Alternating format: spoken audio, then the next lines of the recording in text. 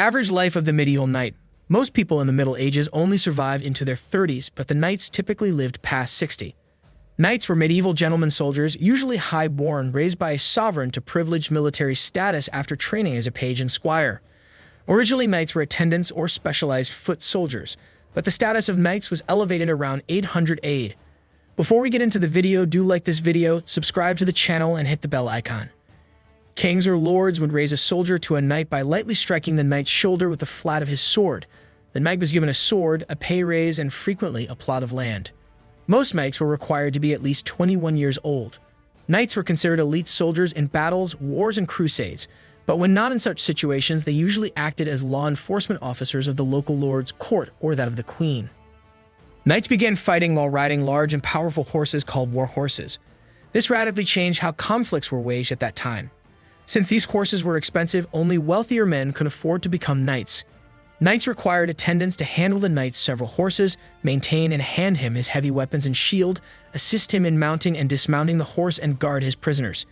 Squires assisted the knight in battle training and exercises and often became knights themselves. Knights typically wore better than average clothing, but wore chainmail, helmets, and partial suits of armor only in battle. Swords, daggers, and sometimes lances were the weapons of choice. Full suits of armor made of plate steel came into use around 1400. Each knight had his flag or banner that identified him on and off the battlefield, called a coat of arms. The pattern and colors on the flag were often repeated on his shield and other items belonging to the knight. The principles and customs of the medieval knight were categorized as chivalry. The word was taken from the French version of the Latin word for horse. In France, knights are often called chevaliers. Knights were known for their masterful skills with horses. A knight's code of conduct included mercy, humility, honor, sacrifice, faithfulness, courage, utmost graciousness, and courtesy toward women. During the Middle Ages, knights used a coat of arms to identify themselves, which was especially useful in battle. In a society where few people could read and write, pictures were very important. Traditional colors: black, royal purple, emerald green, royal blue or sky blue, bright red.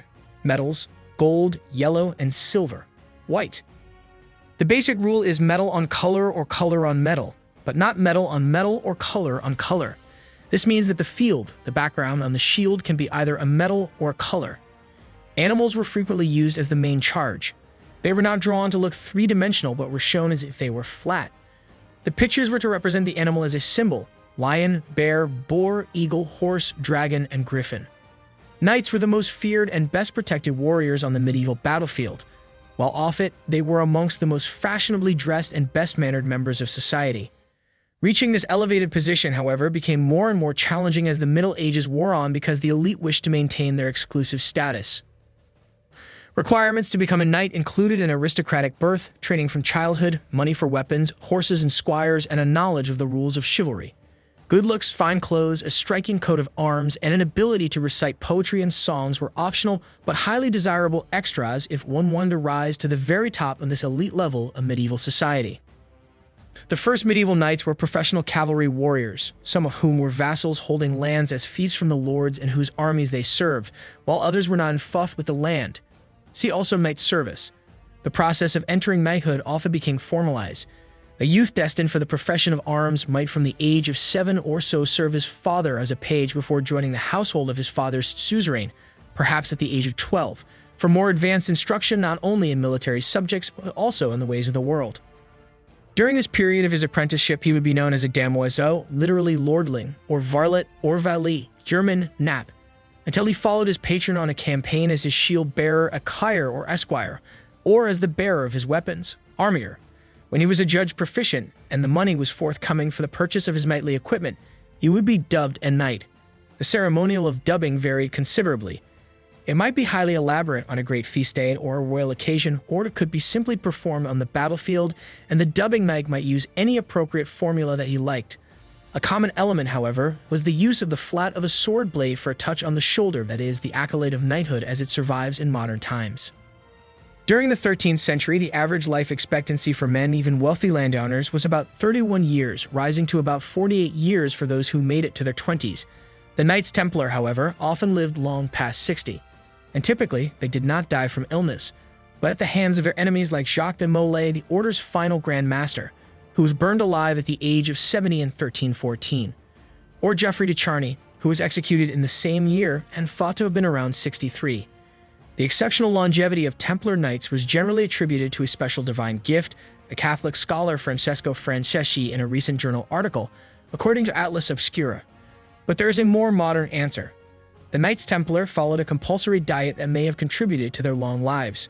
The men in the group took formal vows of poverty, chastity, and obedience, and though the order was one of the richest in the world, they didn't eat like it. The knights ate in pairs and were told to study the other more closely to make sure that neither was eating more than his share and were also eating enough. They only ate meat 3 times a week, and on Mondays, Wednesdays, and Saturdays, the knights ate vegetable-filled meals and bread. They ate a thick soup made of oats or vegetables, and they grew fruits in their gardens.